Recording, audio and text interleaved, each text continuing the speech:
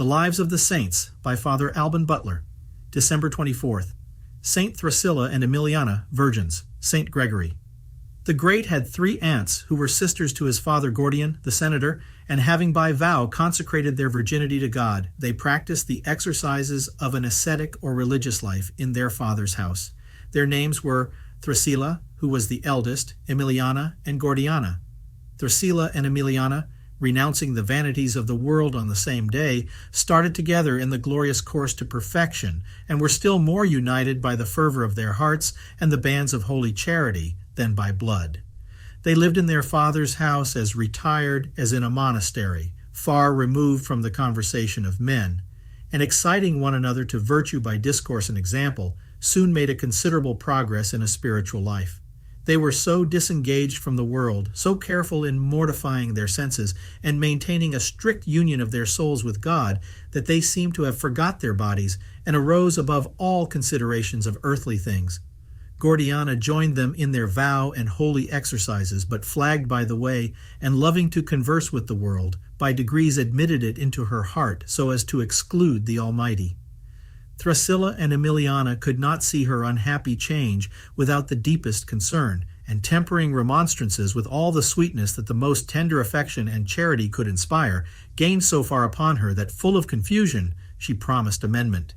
This, however, she executed only by halves, appeared often impatient of silence and retirement, and showed too little relish for spiritual exercises and conversation, and too much for the world.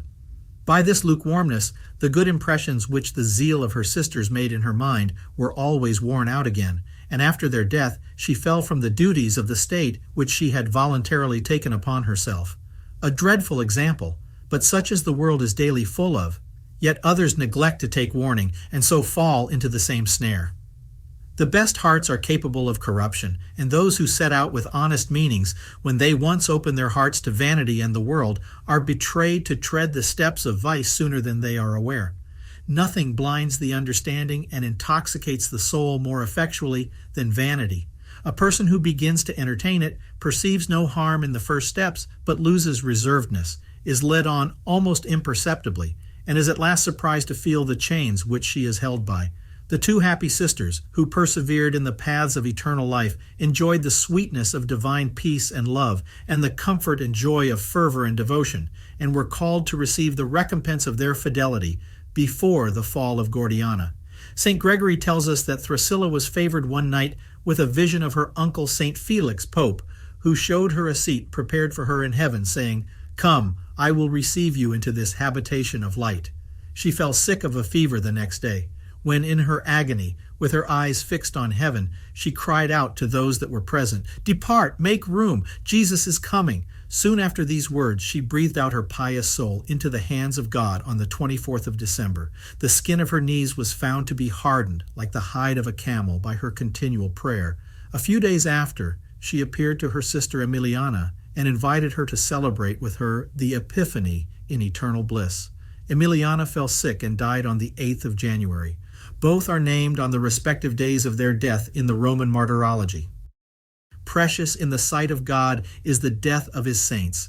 This is the great triumph of a soul over hell, a spectacle most glorious in the eyes of the whole court of heaven, giving joy to the angels.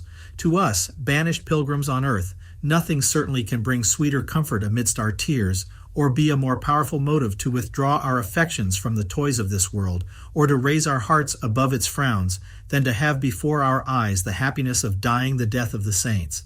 No one can read without being strongly affected with these sentiments the account which Janus Erythrus, that is, the elegant and ingenious John Victor Rossi, who was then at Rome, gives of the passage of Brother John Baptist, a holy Capuchin, out of this world. This humble friar, who was called in the world Alphonsus III, when Duke of Modena, renounced his sovereignty, divested himself of all his worldly goods, and embracing the most austere life of a Capuchin Franciscan, in 1629 distinguished himself from his brethren only by a greater fervor in his penitential severities and heavenly contemplation. He died at Rome in 1644, closing his eyes to the world with so much interior joy, such strong desires to go to God, such humility, resignation, holy peace, and sweet breathings of divine love, as to make many in the world envy the choice he had made and grudge that he had purchased so great a happiness at so cheap a rate. We all pray with Balaam that our death may be like that of the saints, but for this we must make the preparation for death the great business of our lives, learn perfectly to die to the world and ourselves, and ground and daily improve ourselves in the spirit of the saints, which is that of sincere humility, patience, resignation, and the most ardent charity.